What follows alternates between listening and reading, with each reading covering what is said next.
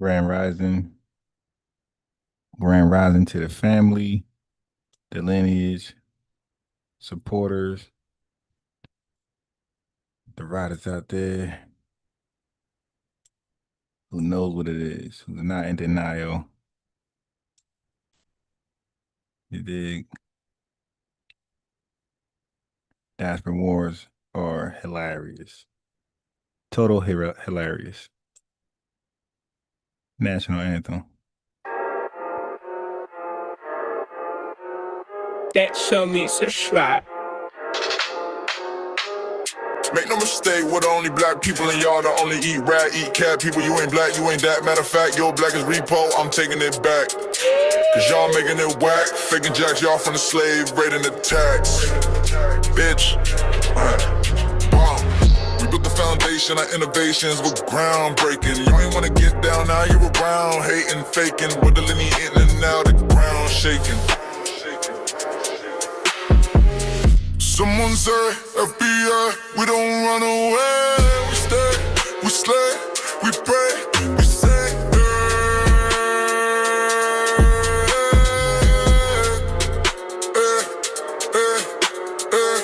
Someone say, FBA, we don't run away. We stay, we slay, we pray, we say.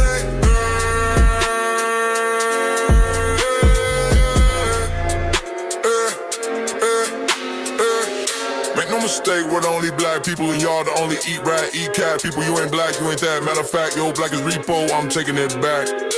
Cause y'all making it whack, faking jacks, y'all from the slave, raiding the tax. Breaks, pause, pause.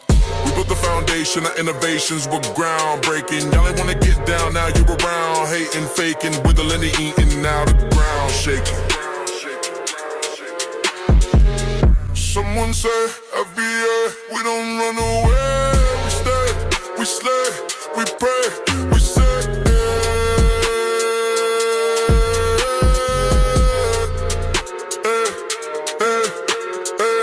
Someone say, FBA, we don't run away. We stay, we slay, we pray, we say.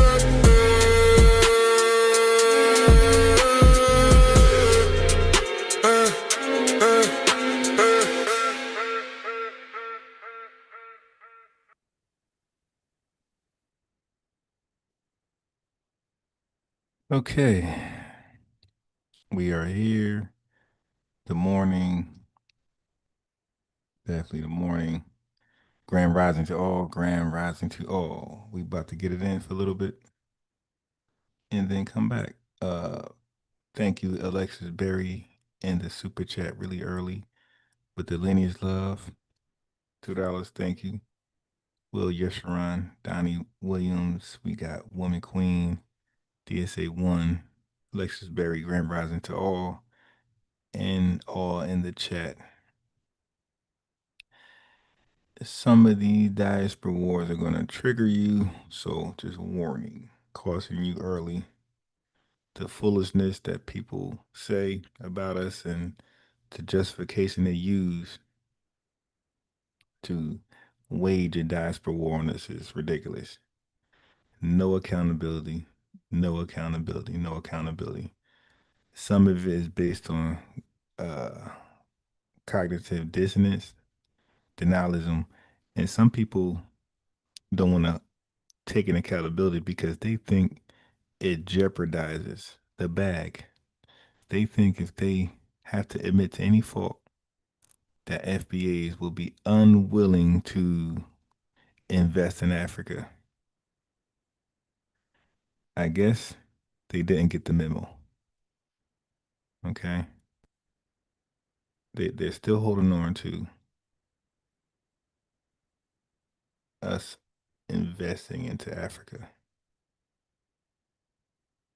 Ridiculous. Edward in the building, peace. All right, so let's get our first video out the way.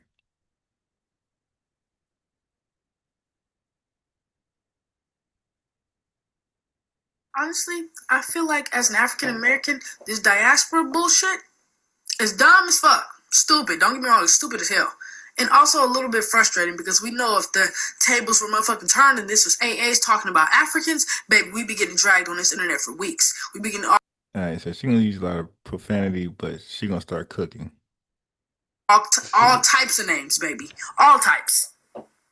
And to receive hate from a group of motherfuckers that look identical to us is the craziest shit ever. And I honestly would have never expected it. And then some of y'all, your excuse as to why you did the trend is because you were called an African booty scratcher in middle school. Yeah, we gotta stop. Well, not we, but they gotta stop. An African booty scratcher just simply mean welcome to our country. our long lost brothers and sisters. That's all African booty scratcher mean. It just means welcome to the country rebuilt. Our long, our long lost brothers and sisters. But she's cooking. Let her go. And he looks nothing. Well, he doesn't look like us, but I can see how a Latino or a white person think he does. I was called an African booty scratcher. I'm not even African. So if you're going to try to come up with a reason as to why you dislike African Americans, use something else. And let's not forget, we were all. Hold on. So so that debunks the whole idea that African booty scratcher is derogative and exclusively for Africans. So the same way they downplay Akata, oh no, it just means our long lost brother. They need to come home. Okay. Well, African booty scratcher just simply means welcome to our home, our long lost brothers and sisters. So we're gonna redefine words. Fine, let's do it. Why you dislike African Americans, use something else. And let's not forget, we were all 13. I don't know anybody in 2022 that's still referring to any black people as African booty scratchers. So if we're Right. going to be anything, let's be fucking for real. Right. And y'all have always, the ones that dislike African Americans, you have always wanted to make it seem like that we hate you guys just so much, when really it's the other way around. Because Right. let's be honest, this shit is one-sided as a motherfucker right now. Because Yeah, she is cooking. Okay. She's cooking. Yeah, where's this? Where do you find that video? in our African American households, we were not taught to dislike people that look just like us, because that's dumb shit. But in your household, something else is going on. Facts. You guys are sitting at the table brainstorming slurs to call other people that look just like you. Facts.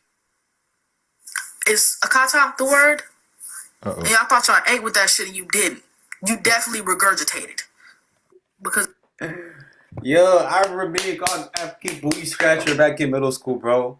Even I was calling other people African booty scratchers back in middle school because back then it's like they only showed the worst sides of Africa: lions, zebras, people starving, flies, this and the third. So in that case, why would you want to be associated with that? You know? No. That's a bullshit excuse.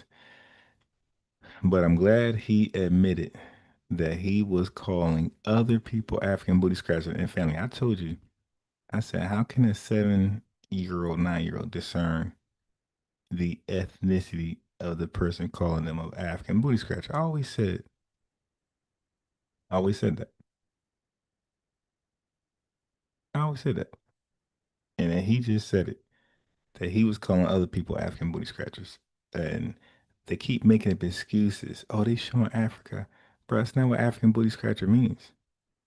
And that didn't come because of they were showing Africa, like with lions and flies. That's not why.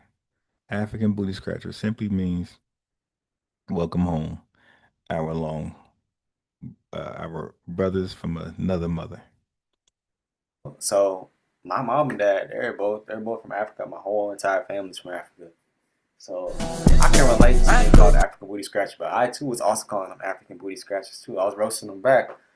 You know what I mean? So Oh, wait, so you was roasting us back. So that means, but how can you call us African booty scratcher if it's supposed to be based on how we view Africa, with the way media viewed Africa? How can you call us African booty scratcher back? That's not a good roast if what you're saying is true, which we know it's not. It's cap. but the division between the diaspora, like African Americans and Africans, is no need for that anymore. But anyways, let's continue with the video. because I didn't forget the trend where y'all got on this bitch and let us know how much your black African parents hated your African American peers. Uh-oh. And the crazy thing is, those same parents that call us those slurs Now, how come he didn't speak to that? are those same parents that filled out mountains of paperwork to get their asses over here on land that was built on the backs of our ancestors. The reason you are able to free roam here today. It's crazy, isn't it? I gotta find And then that I see video. some of y'all living in America talking about some, oh, America isn't that great. America isn't all that. You're right. Oh, they're actually wrong, but I got that too, by the way. I got that video too. It's right over. Hold on. Yeah, family, they actually got videos where they're pretending like America isn't all that and their homeland is better. Hold on. Like America tricked them. Hold on. Hold on. Where's that video? I'll find it later. I'll find it later. Yet you get on your knees begging and pleading your parents for mercy when they want to send you in the next box to Africa because you came in your curfew 2 minutes late. I've seen it. So, if we're gonna be anything, let's be fucking for real. TikTok say This diaspora bullshit. I just want to say everybody on this train full of shit. Yeah, that first lady, young lady was cooking. Right. Let's get into it. So I'm African American, right? And the thing about this is I can see both sides, you know. People gonna be biased to who they biased to. Let's just not forget we all black. And it's really us versus everybody else. That's number one. We over here arguing with each other. I just try to think because the people in let me know. Yeah, what the hell is It that? all comes down to tribalism, to be honest. Tribalism, I believe, is a very natural thing. Yes, it does cause division. Now, most of the people who are speaking about diaspora wars have no idea how it started. Okay, but that's why I showed that great video the other morning of the brothers showing it started when during Ellis Island, when a lot of Caribbean folks realized if they express their Caribbeanness, right, their language, or they dress a certain way, that they will be employed and they had preferential treatment over Foundation Black Americans. All right. So the Caribbean, they realized that immediately. So they start to distance themselves away from us. That's Ellis Island. So you can say diaspora war started right about then, because of course we picked up on it. And we're like, okay, we see how it is. But I think it's a natural thing, even here in the United States. You know, forget about African Americans versus Africans. Let's just talk about, like, okay, you from New York and I'm from Atlanta. You know what I mean? Like, it's two different cultures. Or you from LA and I'm from Houston. You know what I mean? Like, it's two different cultures, but yeah, we're all black. But, you know, We're not all black. we like to cling to tribalism, to micro identities.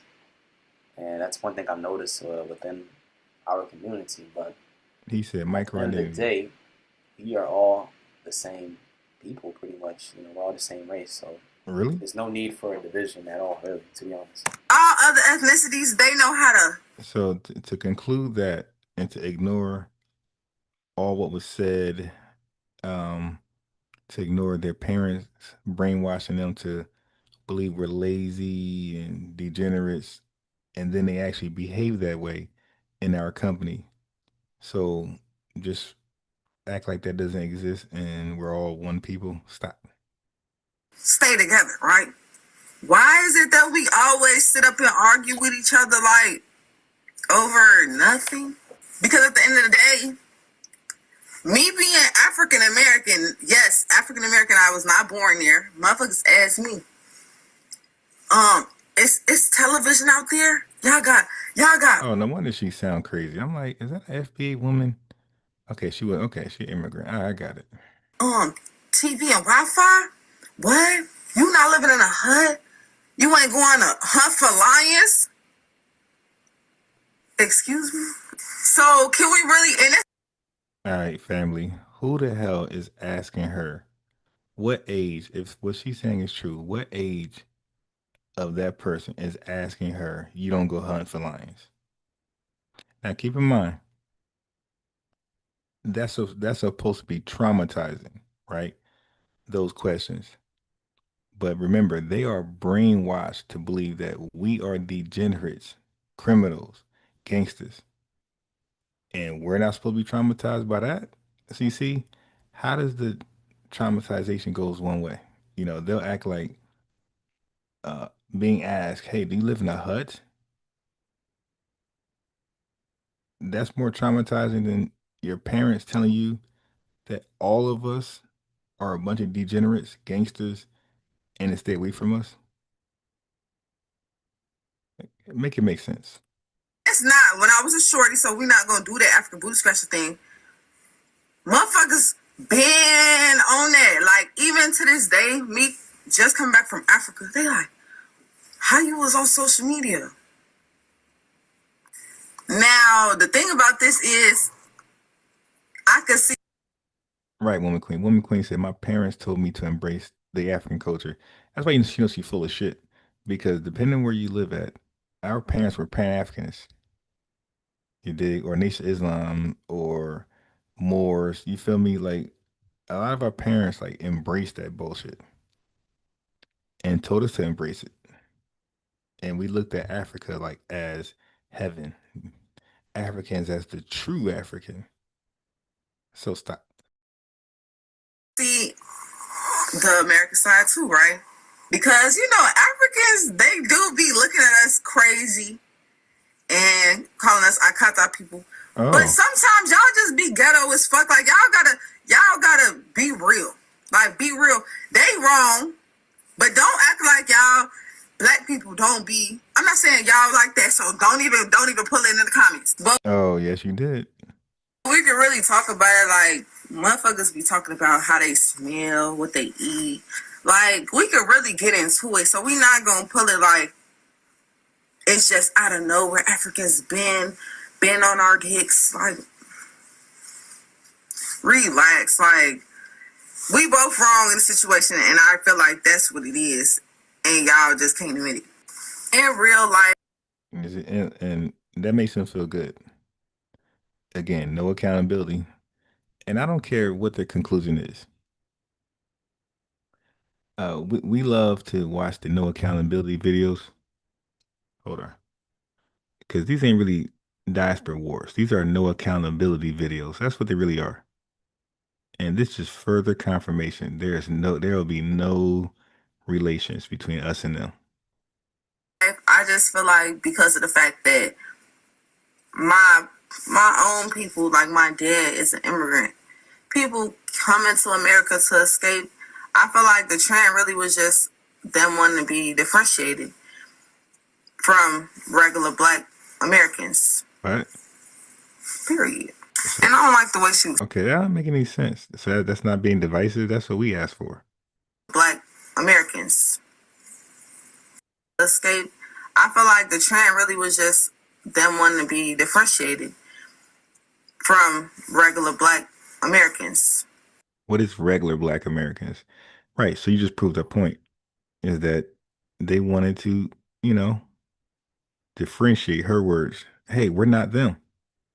Don't mix us up like as with them. So what happened to the whole police car analogy in that case? If they want to differentiate, so when a police car pulls over, then they would be able to determine who's who because the African would be, differentiating like they did in the 1900s. That Jamaican, that Trinidadian is going to speak their little language. Yeah, so let's stop saying there's no way to differentiate us. Now, try to let's say that same police car analogy. Let's say two FBAs from Chicago. Now, how they going to differentiate from each other? Oh, he from Old Block. I'm over here. That's the only way. But there's no language. There's no clothes we could put on that symbolizes I'm not from here. I'm an immigrant. So again, it goes back to when we say about Jewish people can take off the yarmulke and uh take off the Star of David and they blend right back in. We got These immigrants who can just speak their language, show their accents. So everybody can express one way or another how they're not FBA to the police officer, if we're using the police card analogy. What can we do to escape we're not FBA to that racist police car or police officer? Nothing. So it comes back down to just us. Like it's just us. It's just us. Everybody can escape and remind that racist, hey, I'm not exactly them. I'm not exactly your target. I look like it, I dress like it, but I'm not really that. Watch this. And they go into their little language or accent. Period.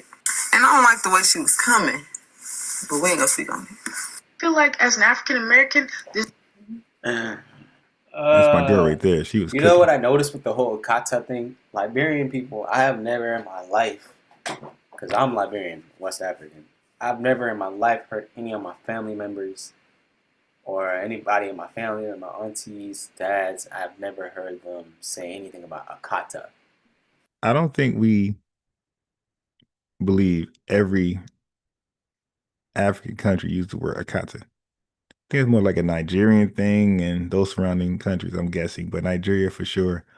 But this is his way to downplay akata. That's why I say we're gonna downplay African booty scratcher. Listen to this guy.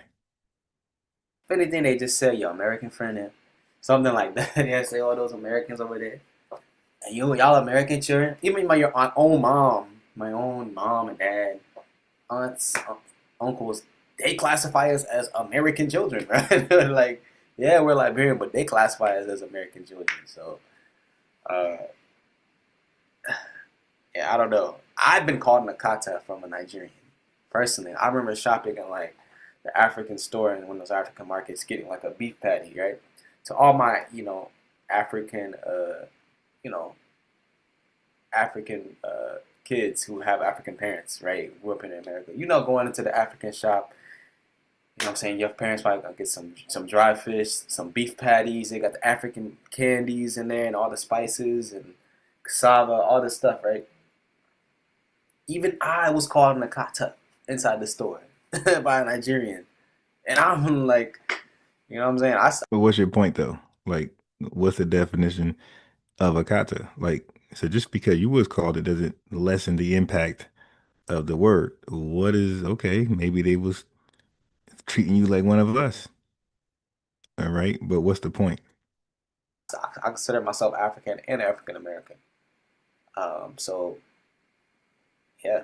Anyway. is diaspora bullshit. Yeah, I mean, I don't get that. So you were called a name that we were called. How does that make the name calling less worse, less impactful? But it's my girl right here. It's dumb. You know what I'm saying? I consider myself African and African American. Yeah, so that's a contradiction. Yeah. Anyway. Is diaspora bullshit. It's dumb as fuck. Well, love it. If you have not seen her video, go watch it. Because first of all, she's very correct when it comes to like this whole diaspora war. When it comes to Black people, we gotta cut this shit out. Like we really do. Because at the end of the day, we are still seen as Black people. Oh shit. We are still. What happened to we are just seen as Africans? You feel me? Your family, they pick and choose when we're all Black as opposed to when we're all African. Now we're all Black. I thought we were all African. And African and Black, that is not interchangeable. Okay? So, but now we're all Black? Like, how does that make sense? But at the same time, we're all African. So, in order to get us into some kumbaya bullshit, they would use the word Black because they know how we see it. But when they're trying to undermine us self-identifying and delineating, they'll say, you're African. You're African. So in a disparaging, lecturing way or disciplined way, they'll call us African. But trying to shame us, they'll call us African. But when they're trying to do a kumbaya and can we all get along, then we're all black. Yo, watch this. They're being good. They're playing good cop and bad cop with the word African and black. When they want to be bad, they'll call us African. When they want to be good, they'll call us black. Seen as niggas. And nobody's better than the other. And a lot of people can say some really harsh shit for both ends, both sides. But at the end of the day, what is that really accomplishing? What's really the goal? Because like everybody's saying, if we're going to be something, be fucking for real. Okay, so you could tell that these people are just clueless about the origins of the diaspora war.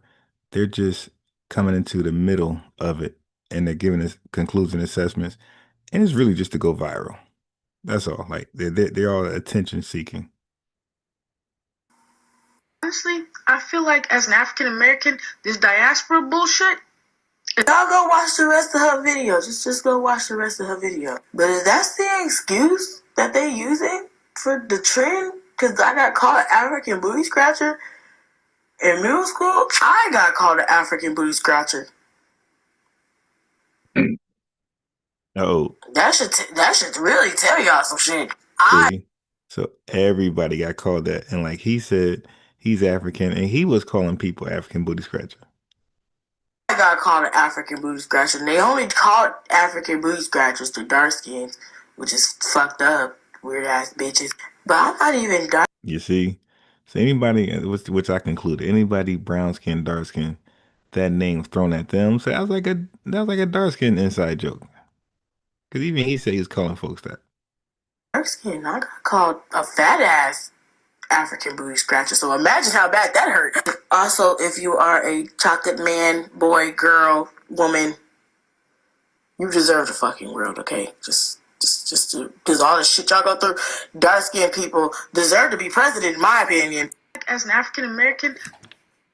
Alright, I'm gonna end this video there, but to be honest, this division between Africans, African Americans, I think it's just a lack of understanding of cultures, Of course, yes, we are all black, but just like I said, But so how can we all be black and all be African? That's interesting. said earlier, it's tribalism. African culture is And then the tribal people call us tribalism. Interesting. No, dude, that's just y'all tribal. We are American civilized citizens. That's what we are. We're not tribal.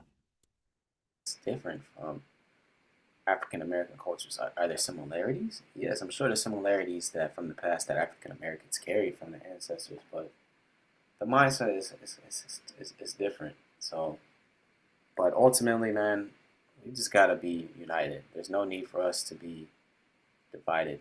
I remember going up in middle school, it wasn't hot to be African. I was actually embarrassed to be African back in middle school because what they showed us, you know what I mean? So, but now, thank God for social media and African culture is rising up. We're feeling more connected.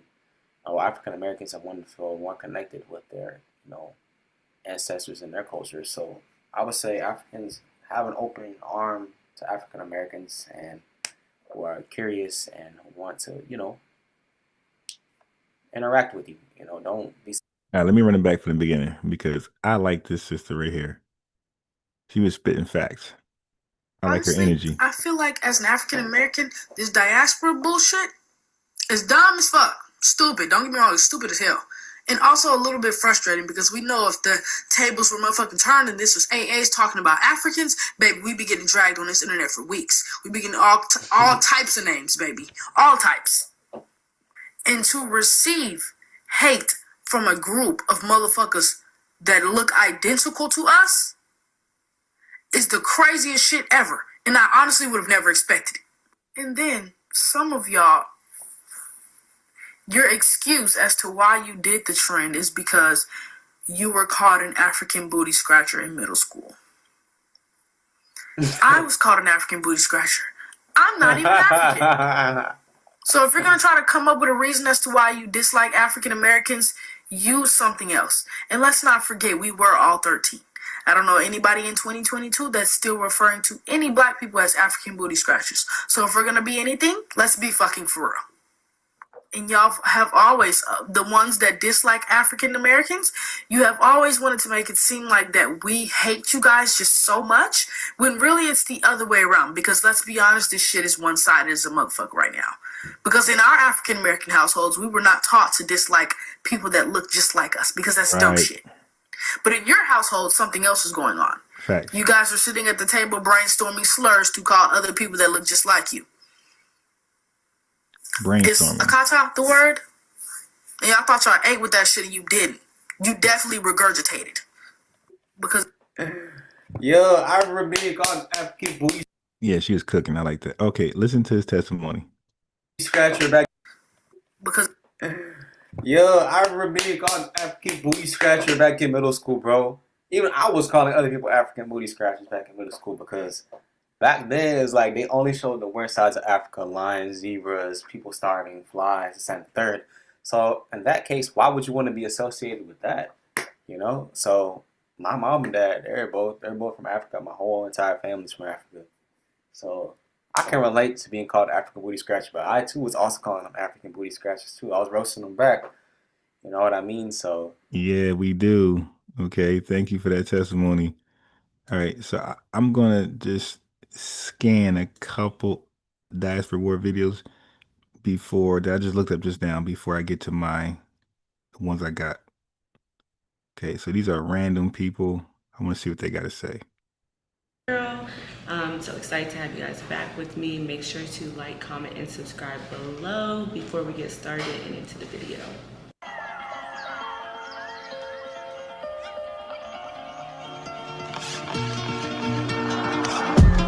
Okay, y'all, so today we are going to be discussing the diaspora wars and the concept of Pan-Africanism.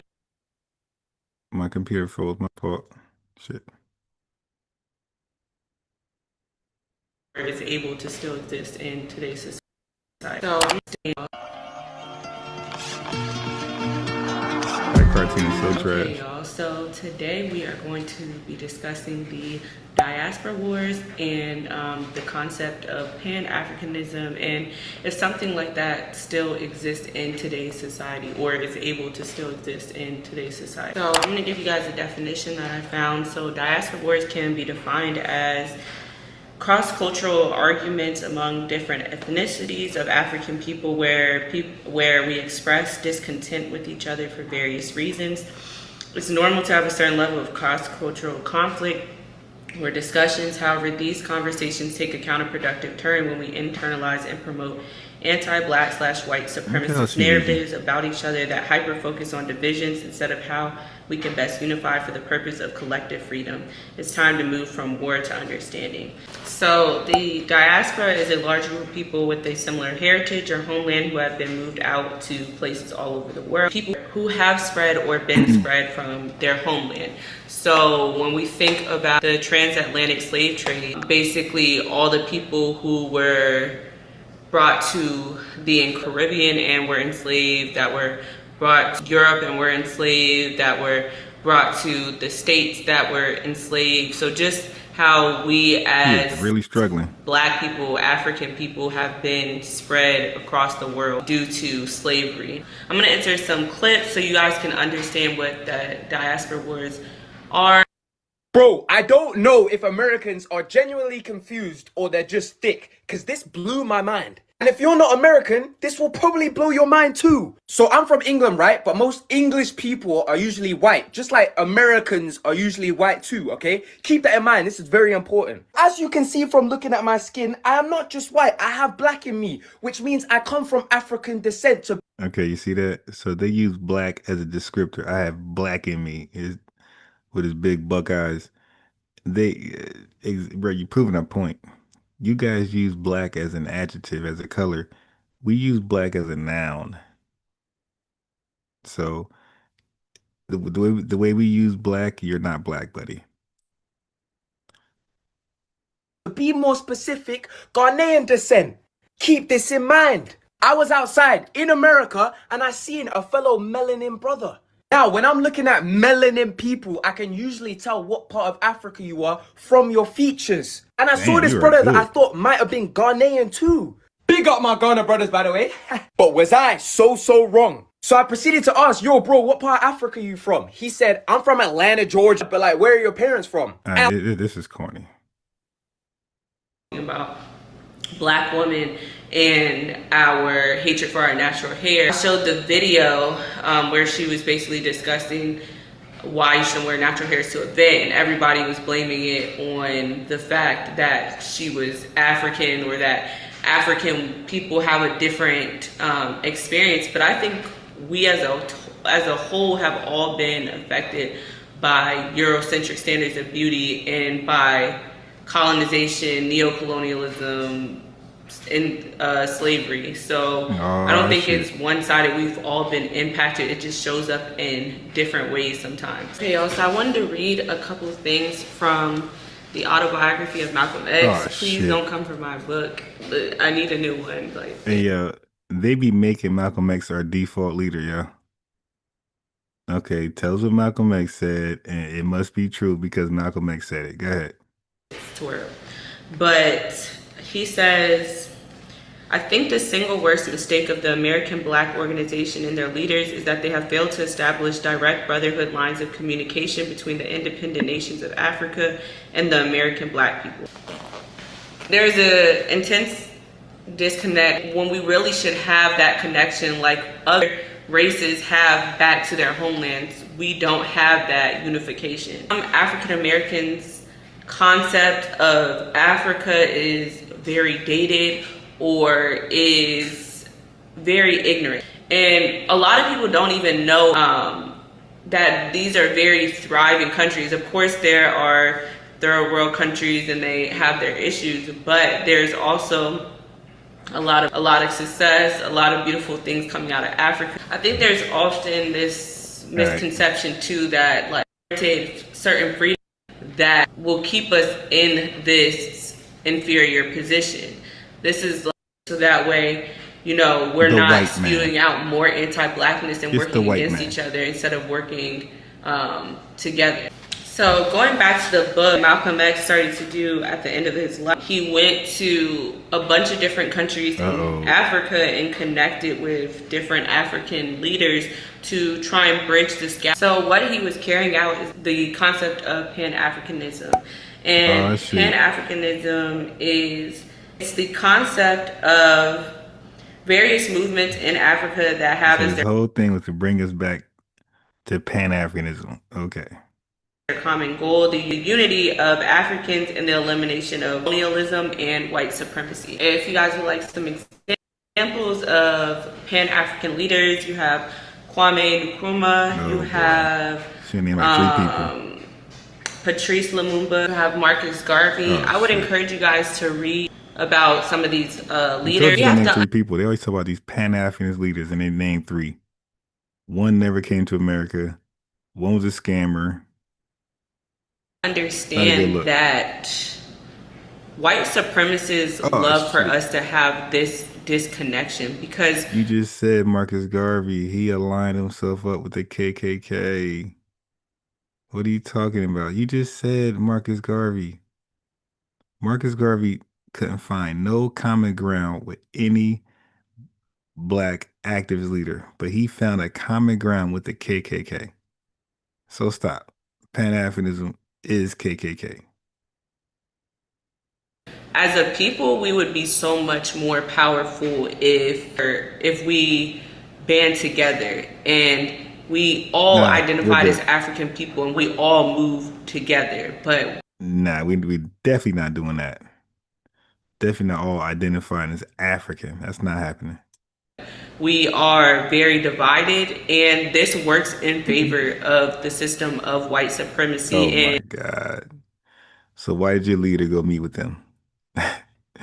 and to do business with them? Stop it. And carrying out anti-blackness. All of us have been affected by either colonialism Oh or boy. slavery, and we are still being impacted by systemic racism here in the United States. And in Africa, they are still being affected by neocolonialism. Oh boy. They go that boogeyman. Neo-colonialism. Okay. Like they just want a permanent excuse to fail. Give you guys this definition. Neocolonialism is the use of economic, political, cultural, or other pressures to control or influence other countries, especially former dependencies.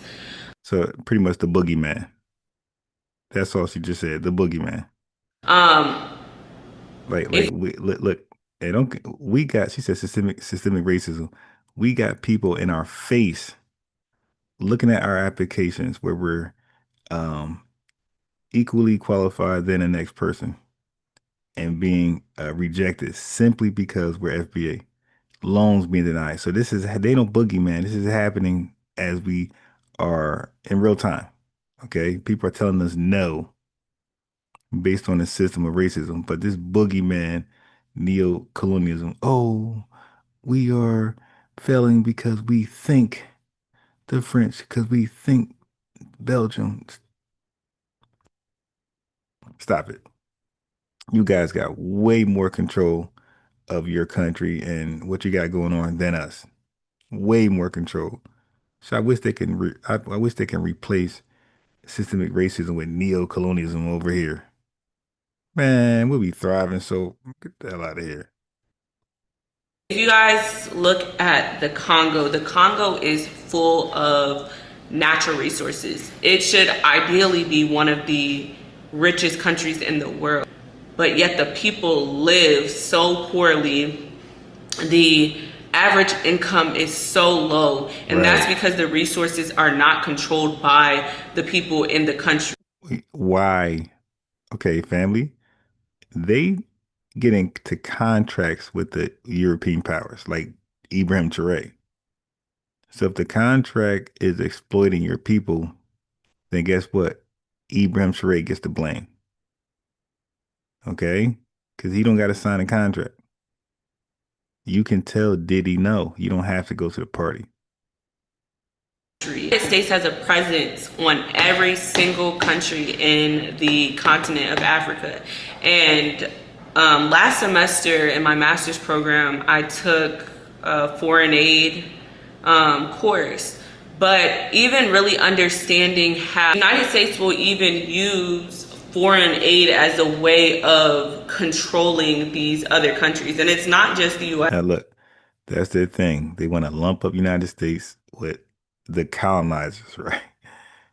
Because that's their way of anchoring themselves onto reparations. Like, stop it, man. This little scamming thing y'all doing, stop it. It is all of the global superpowers who have their hands in Africa. They know that knowledge is power. They know that there is power in community. If we as Black people had global solidarity, who knows what we could do. Okay, well, what we can't do is keep switching it up. We can't keep saying Africans to represent everybody of melanin and then say Black people. You got to pick one. But she knows, they all know that they have to say Black in order to catch our attention. They know that, family. She knows she can't say we as Africans need to come together as one.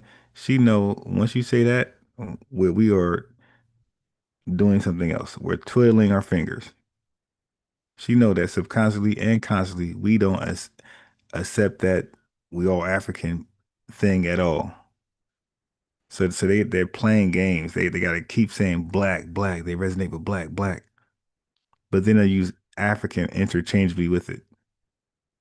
No, yeah, I want them to do a whole speech, a whole video with just saying Africans. Don't say Black. Say us Africans need to do this. Us Africans need, and let's see how far that message goes. Who knows what impact we could have? Who knows what would happen if all the resources in these countries were controlled by those who lived in the country? I wanted to. Oh my God. You had control. You had control of these resources for millions of years and did absolutely nothing with them. You gave them to the white man for some liquor and some marijuana, man. You traded your resources to get drunk and high.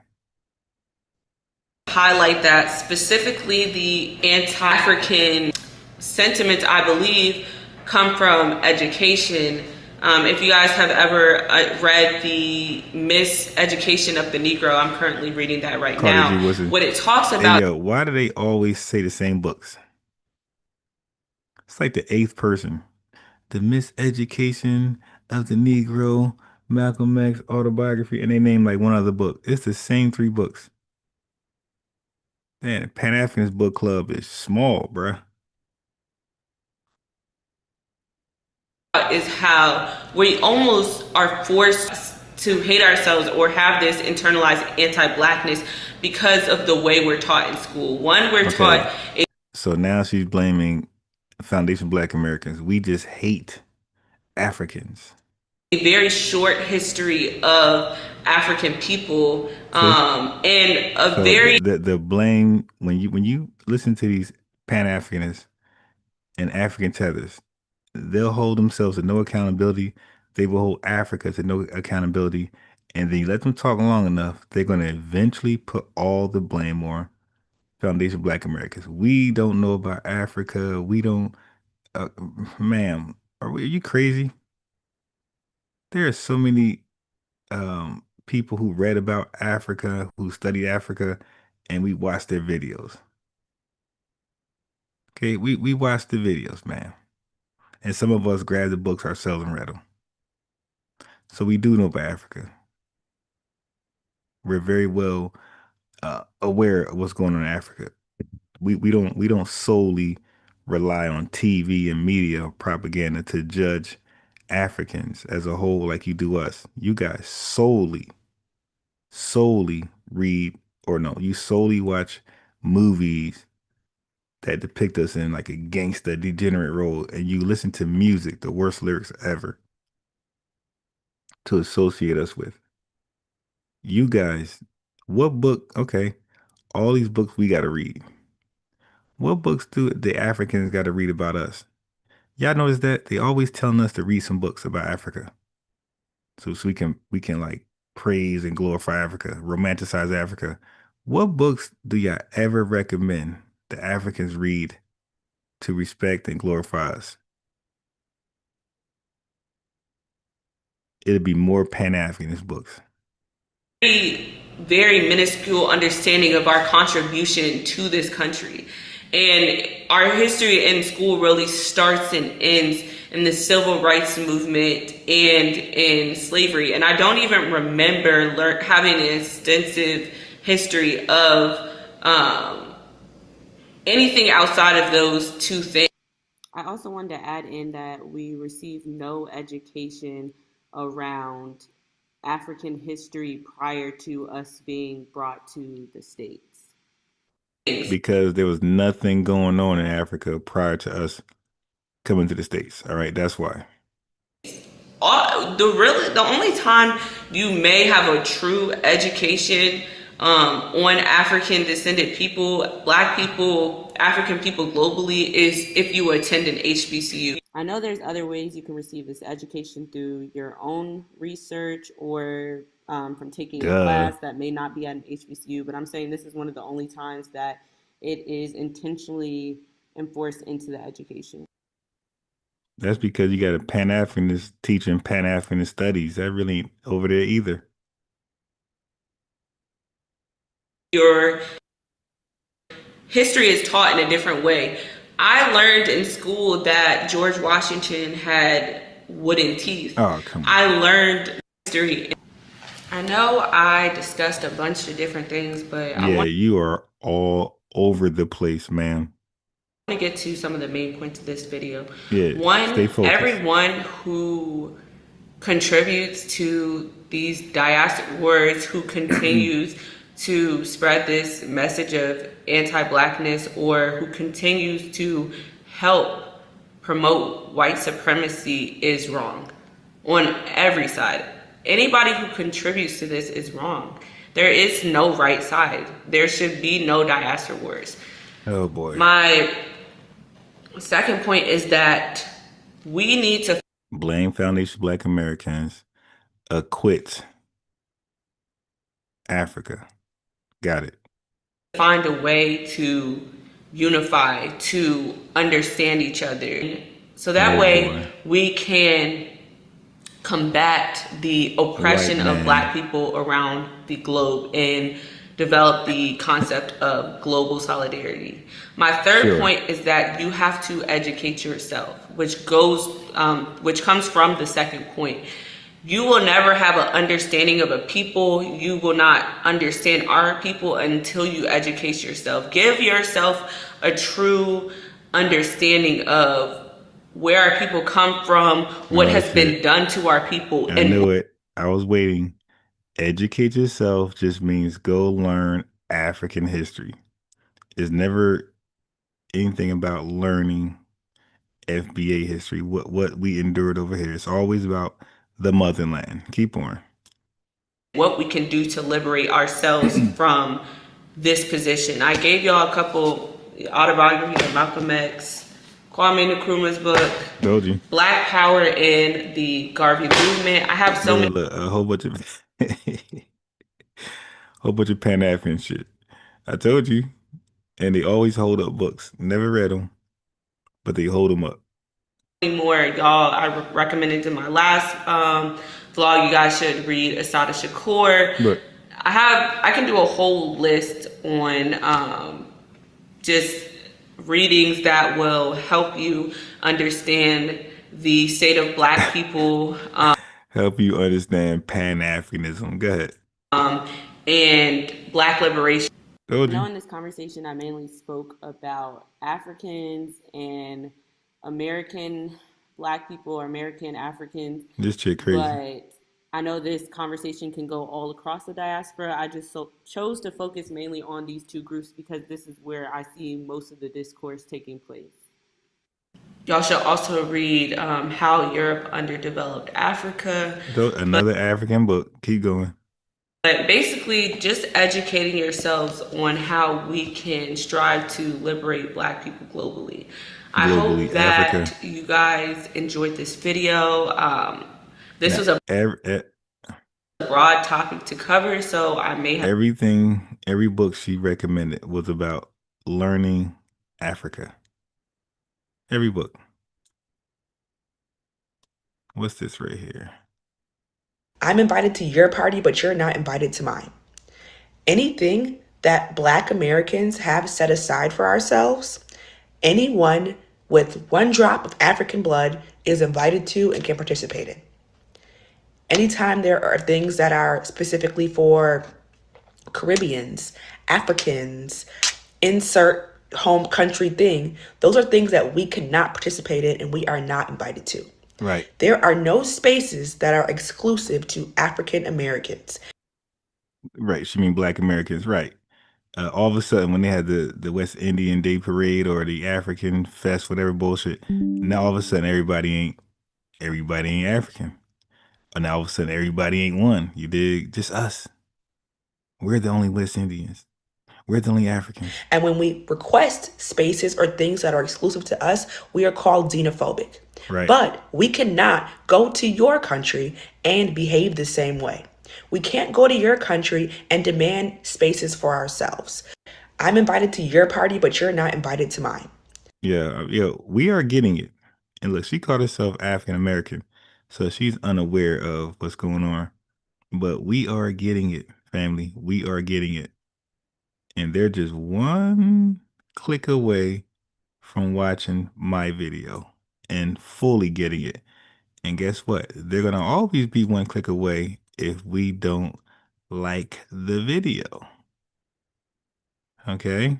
They'll always be one click away if we don't start liking the video. Right. All right. It froze. My fault. Now it started freezing all of a sudden.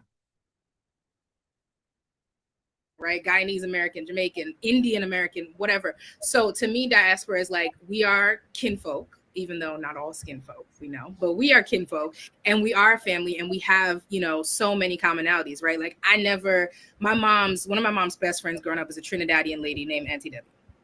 I say best friend just to contextualize this, but if I ever call that woman anything other than my mother's sister, I will get a slap. My Auntie Debbie don't play, okay? Auntie Debbie, straight from Trinidad, but she always say, that's my Nigerian sister, my Nigerian children. Like it, and it was never weird. It was just, that's Auntie Debbie. Like, so to me, it's about community, it's about family, and it's about knowing that. Nah, but I'm dead serious. Like they'll always be one click away as long as the likes start up. The same way their videos come into my space, my suggestion space, is how my videos would be in theirs, right? Because you can see where they're at. They're there. They're watching stuff that's centered around Black Americans, and they just need one of our videos in there. That's it's titled. That's why I do the Diaspora Wars title, because I see that we are our people that's unbeknownst to FBA, self-identifying, delineating. I see that this is what they're watching. So they're typing. So I'm just trying to be part of that algorithm when I type in Diaspora Wars. I just want to be a suggestion video, but I can't be high suggested if the likes aren't there. See, what likes mean is that according to the topic, this is a well-liked video. Like this is when you like something, you're recommending that based on that topic and that subject. So when the likes match the viewership and somebody click that name, Diaspora Wars, my video is like recommended. Hey, everybody likes this one. This one is trending. This one is lit. That's how that works. Like, we're all just cousins, and whether it was a different stop on the boat or whether we skipped the boat because we ran, and like missed the, whoever was catching that day and lucked out. I mean, you didn't say run and miss who was coming. I'm saying, like you might have been lucky, maybe you was like hunting that day that they came to your village and you came home. Maybe you was doing something you weren't supposed to be doing, but it saved your life that day. Listen, we're not going to talk about that here, but all different reasons for why, we ended up in different places. But at the end of the day, we know that we are family. We know that like this unites us way more than anything could ever divide us. So that is diaspora to me. Absolutely. Absolutely. Oh, and I do want to talk about the slide is that the people I have on the slide are people who are unarguably or inarguably American icons and yet have roots in different places. Shirley Chisholm, her dad was from British Guyana and Barbados. Her mom was from Barbados. Marcus Garvey was born in Jamaica. Audre Lorde, her dad was from Barbados and her mom was from Grenada. And the great Malcolm Little, later known as Malcolm X, his mother was from Grenada. So this history both goes far and goes deep, right? It's not like people just came over here and then didn't engage. People came over here very much assimilated, very much considered themselves part of this story and this struggle and use that identity to power, who they were and how they worked. So this is not a new thing. And I love that you pointed that out because there are so many figures that we discuss in the context of like Black American, African American liberation who are not from here. I'm thinking of Kwame Ture, like Stokely Carmichael. I'm like, yeah, there's a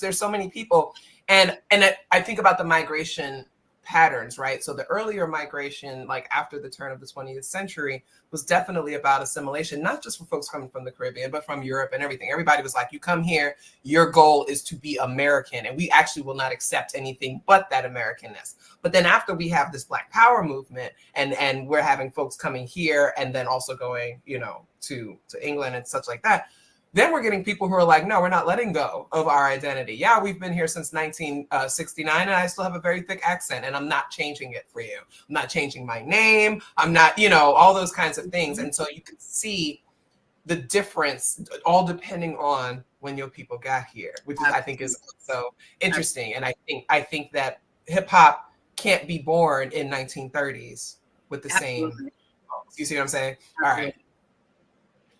All right, so why are we mad though? Like, why are people beefing? What is the diaspora war? Who started it? Is it real? And so, for me, I do spend a lot of time in Black Twitter. Do not ask me my handle. It is private. I don't actually want to talk to any of you. I just like to read the nonsense people say. So I spend a lot of time on Black Twitter, and I see people beefing. Oh, Jamaican Americans are the loudest. Nigerian Americans are the worst. Nigerians and South African, they have a whole different level of beef that, like, if you ever want to follow some people, it's entertaining, but nonsense. And so one of the things that struck me when I started getting really back into Black Twitter was this ADOS movement. ADOS, ADOS, stands for American Descendants of Slavery. And it is an effort, an online, in my opinion, mostly online effort to separate Americans whose lineage traces, back to slavery and can't necessarily be traced much further back from those of us who can trace our lineage otherwise.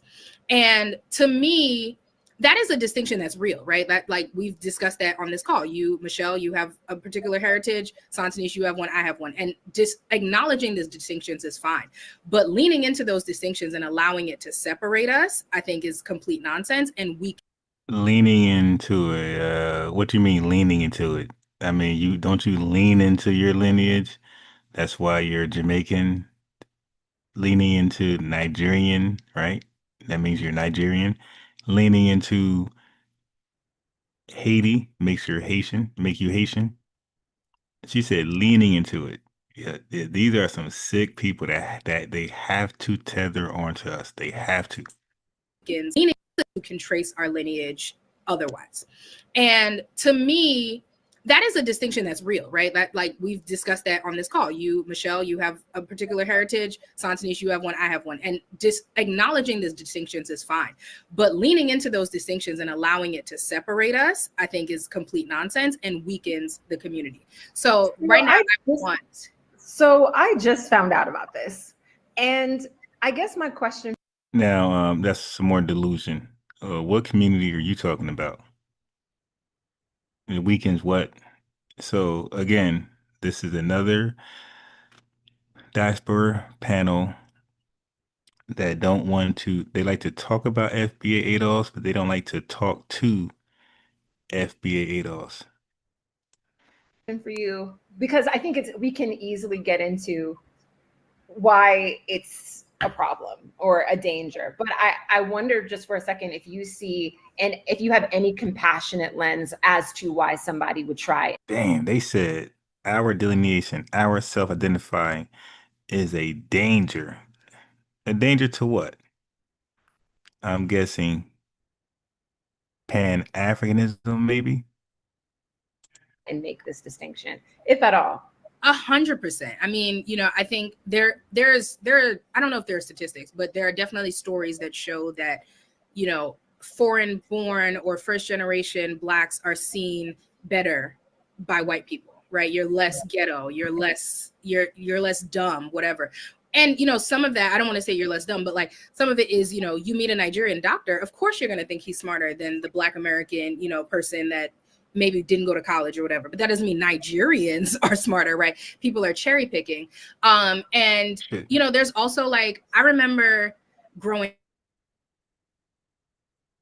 Americans to say things like, we don't know where we come from, or I don't know where I'm from, or, whatever. And then Ancestry.com came out and people started. 90s. That's because a lot of Pan-Africanists were telling we don't know where we come from. We need to go find our roots, go trace our roots back to Africa. And a lot of us tried that, and it was a nothing burger. Like it said literally, no results found. So we tried to trace our roots back to Africa as the Pan-Africanists suggested, and it came back no results found it. Okay. Or yeah, no results found. So now, yeah, they so mad. Started testing their ancestry and being like, yo, we're cousins. I'm like, yo, we are cousins. Come over. Like the jollof is plenty. But I think I'll like pass.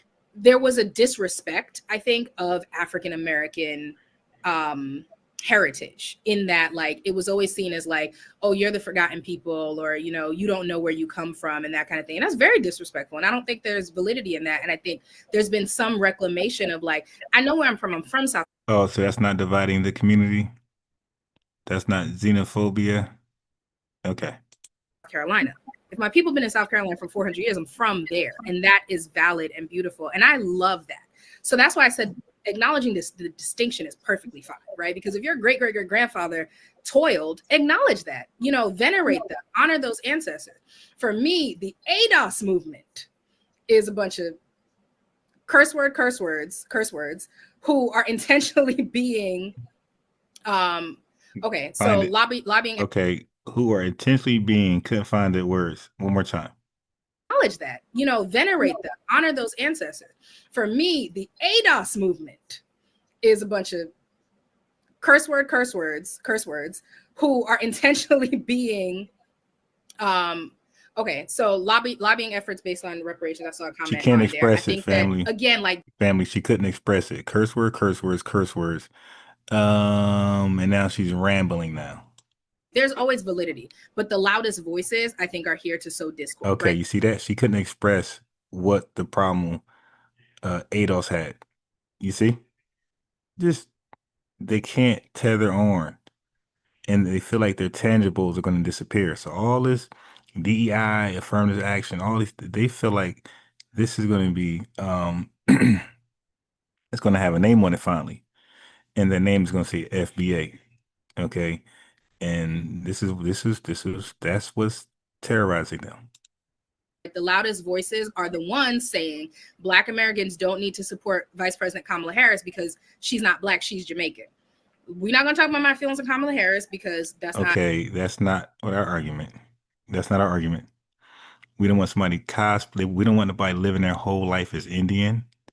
And then now it's time to vote and pander to FBAs. Now all of a sudden you're Black.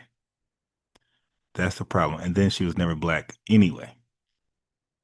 Okay, none of y'all, I don't know where everybody's from, but the one that's talking, she's definitely not Black. Not what this is, but I'm not going to sit here and accept she's not Black, she's Jamaican. That woman went to Howard, pledged a sorority. So did what's that white woman that pretended to be Black? So what? You go to HBO, so what? You join a gang, so what? You can rap. Eminem is no more Black than you. Of her choice, and you know, like has acknowledged like her Black existence and like participated in the Black spirit. Dated Montel Jordan, for God's sakes. Like I'm not gonna call the woman. Went to a Black barbershop. So that's why you're mad at ADOS? Ain't that crazy? They're mad at ADOS because they pointed out Kamala's not Black and she's not.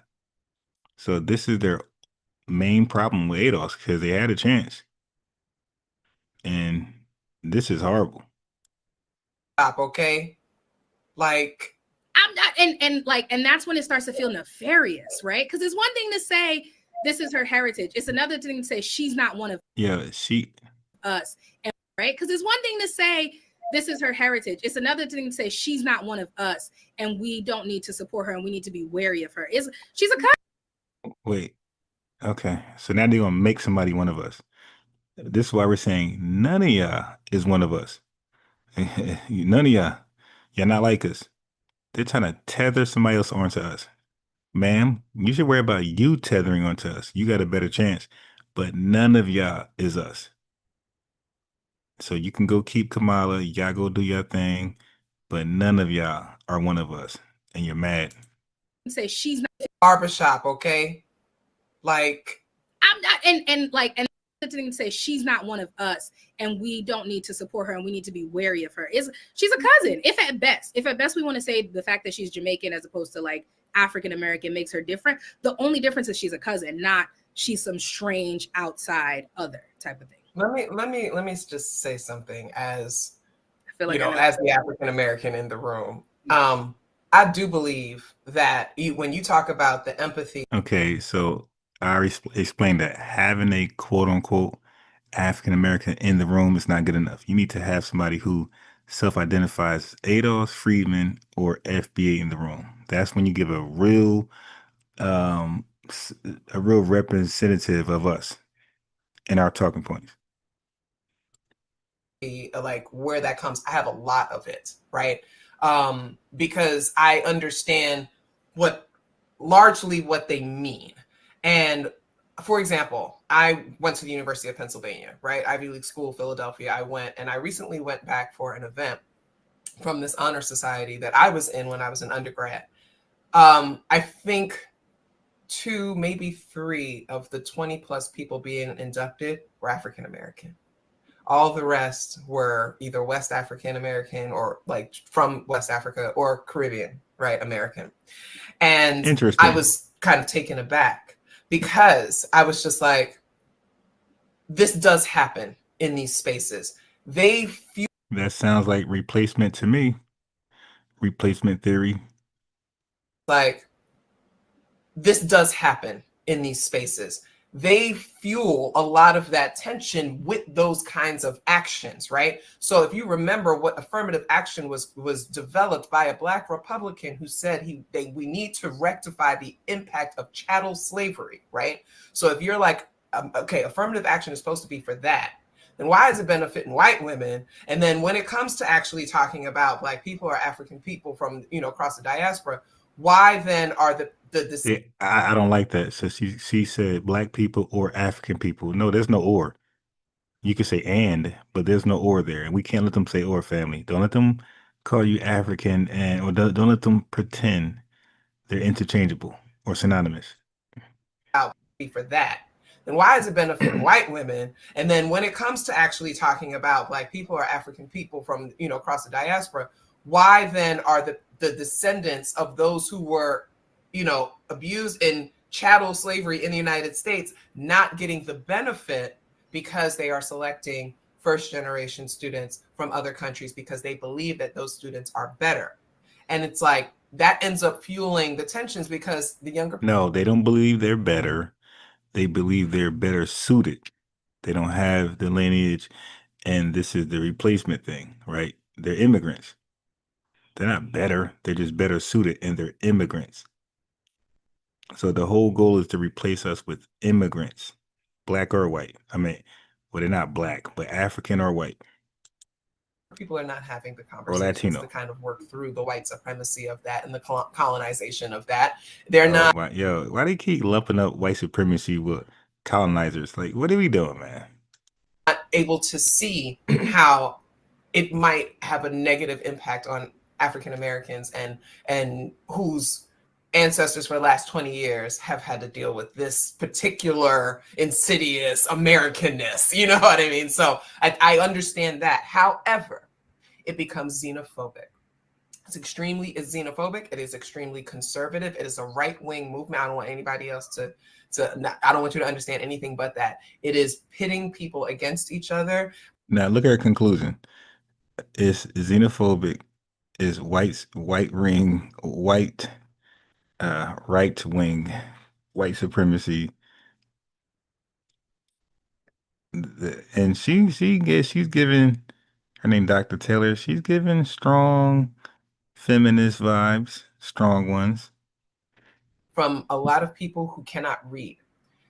I have to say that because they can't read because of the legacy of chattel slavery and the ways that African Americans have. Now that is the greatest disrespect. We can't read. The woman said we can't read. I told you, look, she's down here smiling. Look at this Jamaican teller down here smiling when she said we can't read. Been treated. Can't read because of the legacy of chattel. Look. Family. When she said we can't read, now her face is straight. When she said we can't read, this Jamaican tether starts smiling. Look. So her face is straight. When she said we can't read, watch the smiles. I have to say that because they can't read because of the legacy of chattel slavery and the ways that African Americans have been treated. And so because they have been disenfranchised from Did education. y'all catch that? I'm telling you, these are our ops. Like, make no mistake, these are ops. She started smiling when she said, People "Look, against each face other straight, face from straight." a lot of people who cannot read. Look, I have to say that because they can't read because of the look, legacy of chattel slavery and the ways that African Americans have been treated. And yo, listen, man, it's coming down to all we got is us, man. Like, they want to, and they said that we uh repeat white supremacist tropes. That is a white supremacist trope. Where IQs are below, we're dumb, we can't read. Just look at the literacy rates. You know, you'll see Tariq debate a couple guys who goes there. Look at her smiling, smiling. That's why delineation is at an all-time high. It's a must. There's no debate there. And so because they have been disenfranchised from education, literacy, and all those things, they're just following this movement, not even actually investigating it, because really charismatic speakers have convinced them that this is what they're supposed to do. So yes, my heart goes out to them, you know, because I'm like, I understand. I told you that sounds like Roland Martin. Deep, deep, deep, deep. These dumb niggas, they're stupid. We can't read. We're dumb. She had a doctor name. But one thing they don't do, they'll talk about us, but they won't talk to us. So now let me do this.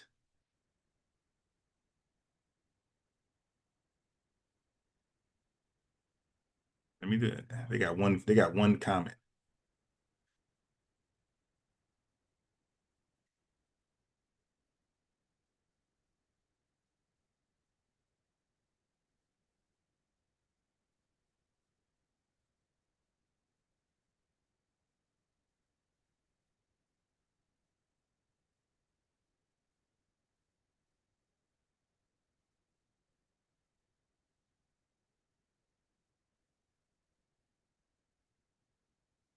They only had one comment, so they'll definitely see my comment.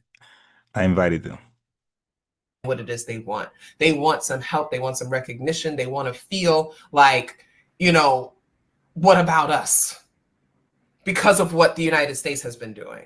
Instead, they start turning towards the people that they need to be unifying with to fighting that white supremacy. So that's where the tether readers, right? Just that they need to be unifying with to fighting that white supremacy. So that's where I do not align with that. I am not somebody who's like, first of all, I don't want to be defined by slavery. So I'm not looking at myself as a descendant of slavery. And that's another problem with them, is that our lives did not begin with slavery. Nobody's. Jamaican people's lives didn't begin with slavery. No, you know, nobody. Actually, they did. There were no Jamaicans before slavery. That sounds crazy. Our lives did not begin with slavery. And so the Afrocentrist in me rejects that idea that we are descendant of slavery. Right. She said the Pan-Africanism, the Afrocentrism in her denies, rejects. Okay, no problem. You could be in denial. Ridiculous. Beautiful point. But you're a reader, right? You're a reader. All right, so and one thing you mentioned was like, you know, sowing discord and stuff. And yeah, so just looking at the slide, we referenced some books here, you know, from some great African and African American scholars. Hey, go to the book club.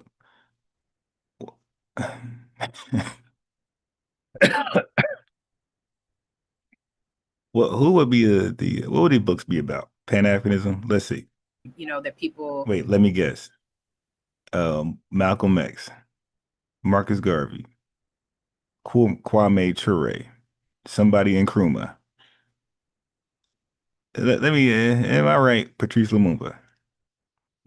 What are these books?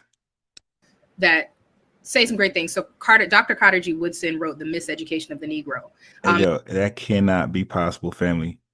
That cannot be possible that they all recommend the same books.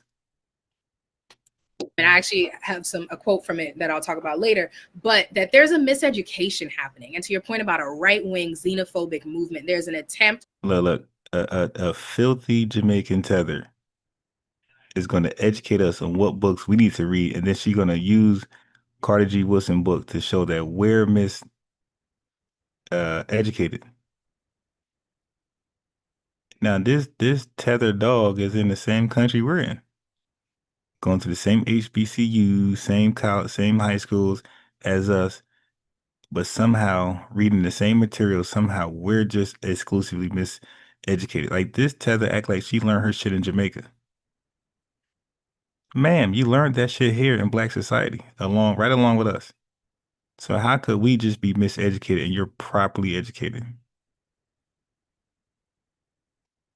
To create a divide. And I think that's what we need to fight against. And again, I will always say, I celebrate difference, I acknowledge difference. I will not say there's no difference between an African American and a, like Nigerian, continental African Nigerian. I'm not going to say that, but there's a miseducation. And I just want to clarify, the reason I giggled when you said they can't read is because we're friends, and I know you be complaining about how literally these Gen Z and Gen Alpha.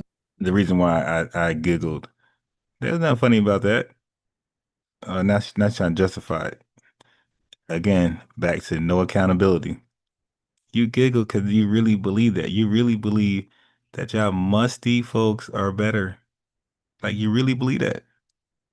More of you are outside your country than in your country, and you believe you're better. That's wild. You built absolutely nothing in your homeland. You left it to the Chinese and Indians to go there and build your homeland up, and then they started to build stuff, and now they got signs saying you can't be part of nothing. Yeah, they about to have Jim Crow in Jamaica in a second. Acknowledge difference. I will not say there's no difference between an African American and a, like Nigerian, continental African Nigerian. I'm not going to say that, but there's a miseducation. And I just want to clarify, the reason I giggled when you said they can't read is because we're friends, and I know you be complaining about how literally these Gen Z and Gen Alpha kids like cannot read. But I mean, we all know, yeah.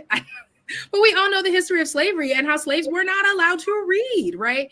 And then, slavery, we're not allowed to read.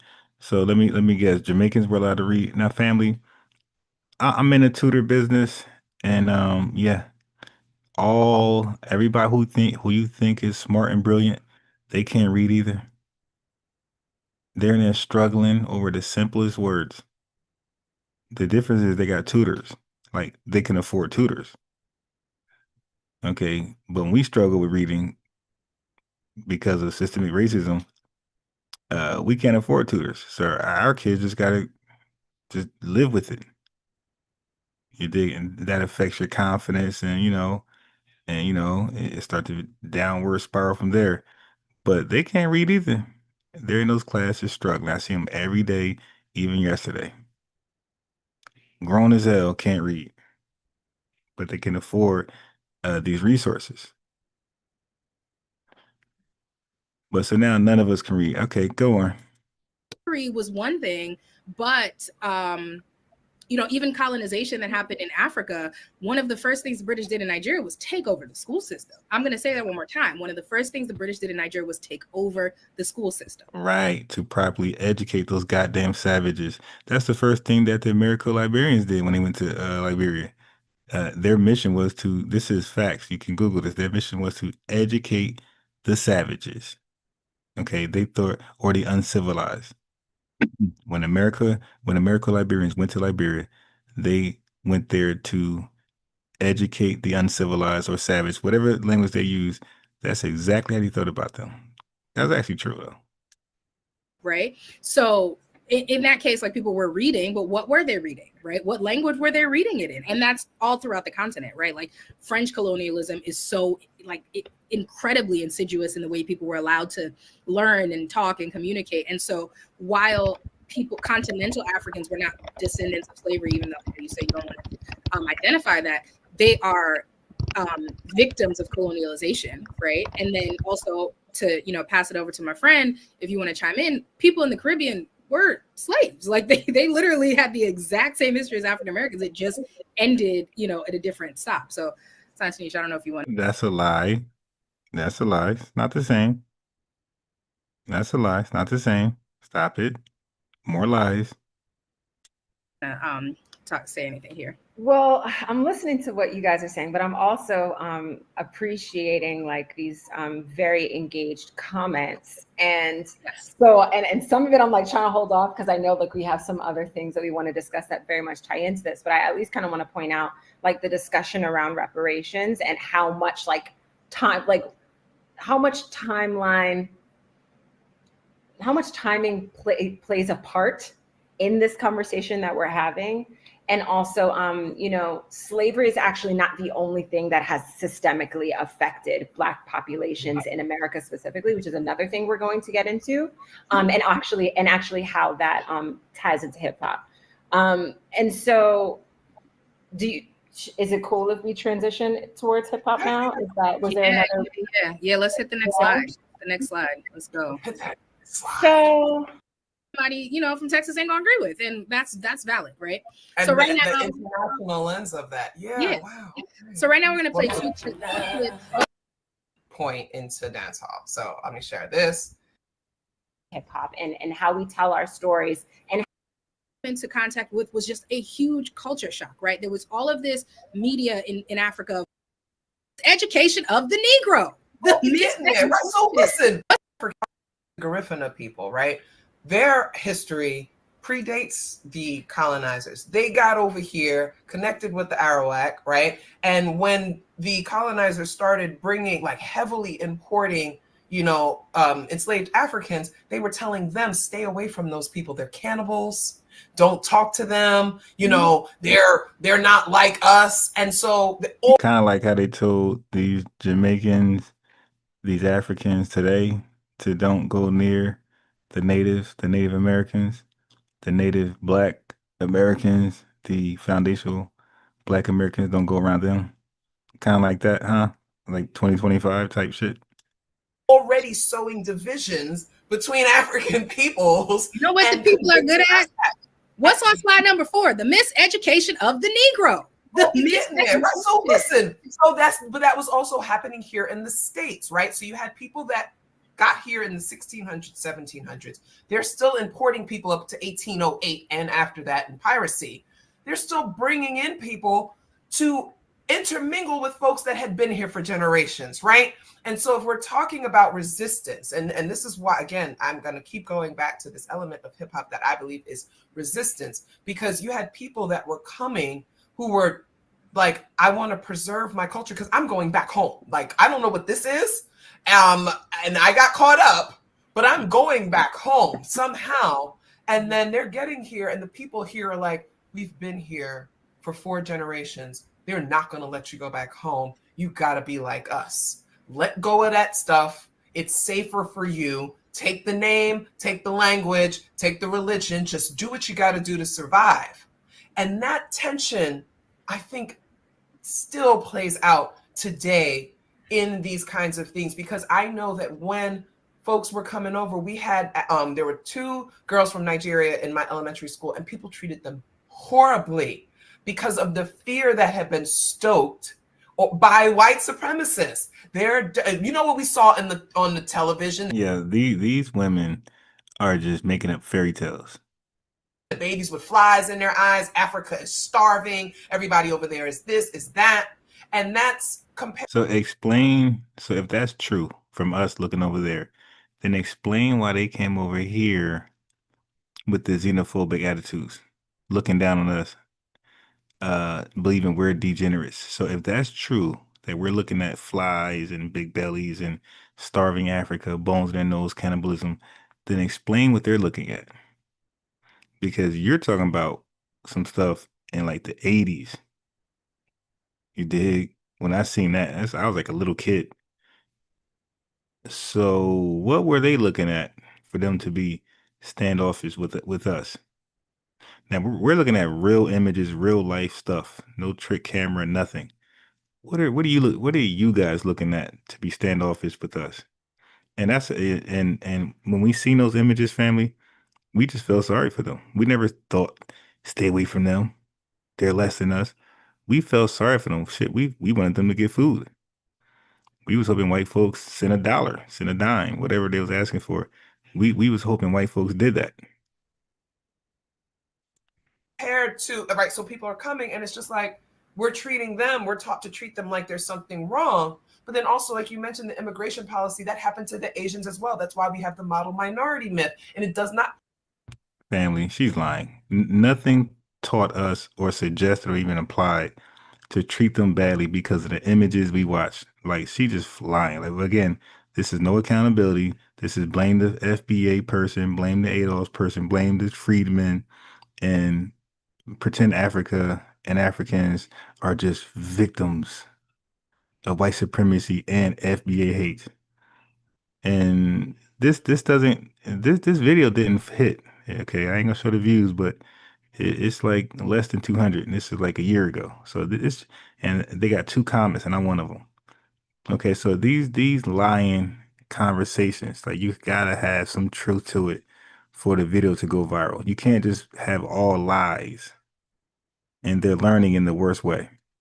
Only apply to Asian people. It also applies to Nigerians and others and folks who are just like, they only allowed 10 in, 9 of them are doctors. Well, then when you start looking at things, it's going to seem like all of them are, right? And so I'm glad that you brought up that point, because those are the parts with the class issue really is a big thing in part of these diaspora wars. And the class issue is where hip hop comes from. It's a class resistance across the board. Yeah, it's cultural and things like that. But the bougie Black folks didn't come up with hip hop. No. You know what I mean? Kool Herc was in the projects, right? And we talk about the fact that, the projects are a concentrated space of people where people ended up because of the GI Bill and they weren't able to buy houses. But also, like, what happens when you just have that many people in a space, right? When you create a ghetto, general definition of. Okay. Fast for a little bit. So it came after the fact, but it happens, and people like to cite that. But the conversations have to include, how did everyone get there? And personally, I don't like giving Herc all that credit, because Cindy is the one who put the damn party together. And when, hold on, I'm getting there. All right, wait. Probably shouldn't, even if you are a Nigerian doctor, you shouldn't build your practice in the hood because African Americans hate you. You should go do it on the Upper East Side, right? Like, whispering in your ear and creating these striations and weakening our community. Who the hell? Yeah, you hear this? And this filthy Jamaican really believes this, that white people are in Black people's ears in the 1990s, 2000s, where they're like the most untrusted people in our societies. And we're listening to them saying, nah, don't go to the. Yeah, at that time, we were blackity black, black, black. Yeah, matter of fact, we were blackity black ever since the Black Power movement in the late 60s. So ain't nobody white was coming in our ear saying, don't go to the Black doctor, to blackity black people. What are you, just making shit up. Yeah. All right. So we got another super chat in the building. Some lineage love. Andre Townsend said, salute to my FBA family. Never forget FBAs. We run the world. When we move, the world moves. Fuck all immigrants. How? Yeah, they dislike us. Okay. Yeah. So she just made. Yeah, she just made some bullshit up. The white man is in our ear. Listen, the white man's in our ear. Okay, I got it. Leave it. She don't like you, right? Wait. Okay, so this disgusting Jamaican tether want us to believe post integration that a white man can come into our ear and say, hey, don't know. That's the shit that happens with you guys in immigration. When y'all trying to get over to this country. That don't happen with us. Listen to this disgusting tether. Right? Not be friends with. I had mentioned the thing with Iman that, like, casting directors would tell her she was prettier than Beverly Johnson and she was prettier than them. And they would, like, whisper that in her ear. And she was like, no, like, I come from Somalia. Like, I would never not be friends with the other person who looks similar to me. But, like, how does a casting director win when they tell Iman that she's prettier than the African-American model who had been the top Black model? They could pay her less. They're not talking to each other. They're fighting. They're not inviting each other to the same castings, right? So again, who wins, right? We lose. There are all these insidious and nefarious ways that who wins, right? We lose. There are all these insidious and nefarious ways that by sense, right? We. Okay, so she's pointing to skin color. Like these Jamaican tethers don't understand. Like we're far past this whole skin color thing. Look. And she talks boldly. I mean, and when they talk this bold, it's rooted with this hate and disdain for us.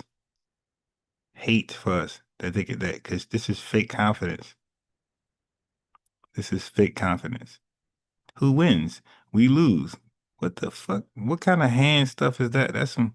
What is that? They lose. They're inviting each other to the same castings, right? So again, who wins, right? Wait. How does a white producer win when he got two melanated people arguing over a role?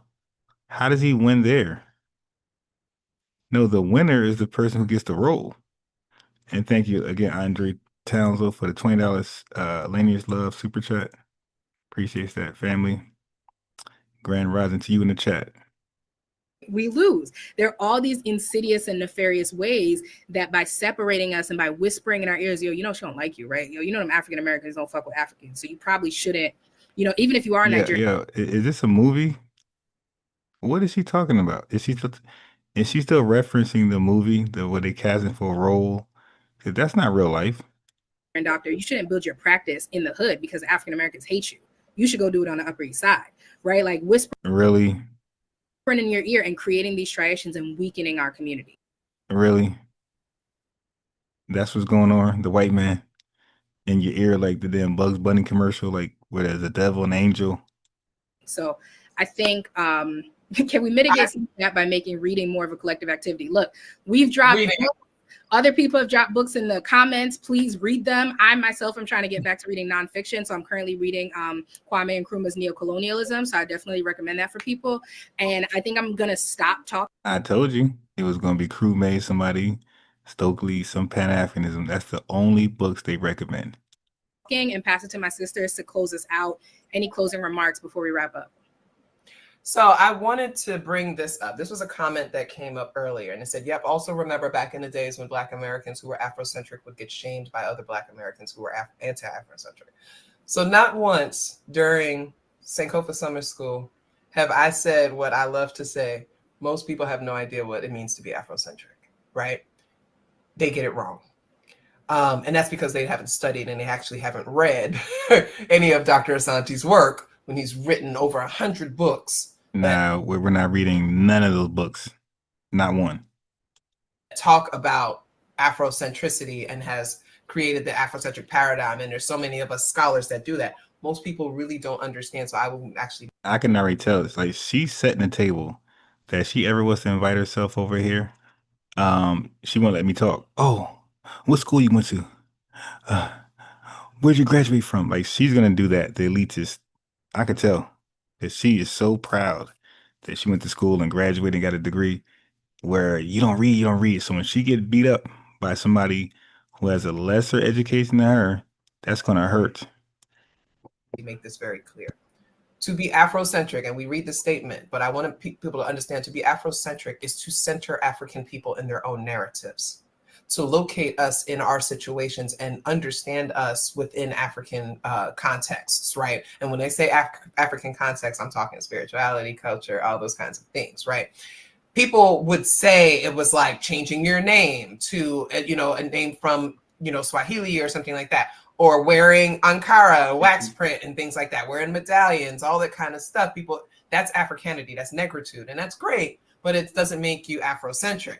And so there was a resistance because remember, Afrocentricity begins in the 80s. And I mean, it's been built for over 100 years, but it starts emerging in the 80s at the same time that we're battling issues of crack and all these other things. People are kind of pushing that away. But remember when we got to the 90s, and I know you were a little young, when we got to the 90s, I still remember that consciousness started coming into hip hop in a way it hadn't been before because it's catching on now. Dr. Asante and others are teaching this stuff in these universities. They are, the information is starting to get out to folks and people are starting to embrace it, but because they don't have access to understand it, they're doing the aesthetic. But that's important for hip hop. And it's important because a lot of people are only able to access this Black pride and this Afrocentric pride through hip hop. So even if it wasn't even if people didn't have the full understanding of what it meant to be Afrocentric, the messaging and the empowering stuff that was coming through hip hop at that time comes directly. Yeah, my fault by this video. This video was horrible. A lot of hate towards us. We got the Mandalorian in super chat. The lineage love, $20. Thank you. He said, Ron, salute FBA. We all we got. Yeah, apparently that's where we at. So I'm going to let this one play out. Let them finish with their tether babble. And I'm going to end this live at like 9:30, but I'm coming back on about 11 a.m. Okay, because I'm going to the restaurant, get some coffee, like a sit-in, and I'm gonna go live from there. All right, family. So let this one play out, and then we'll be back about 11 o'clock at the restaurant. If I get my good seat. If I don't get my good seat, then I gotta do plan B.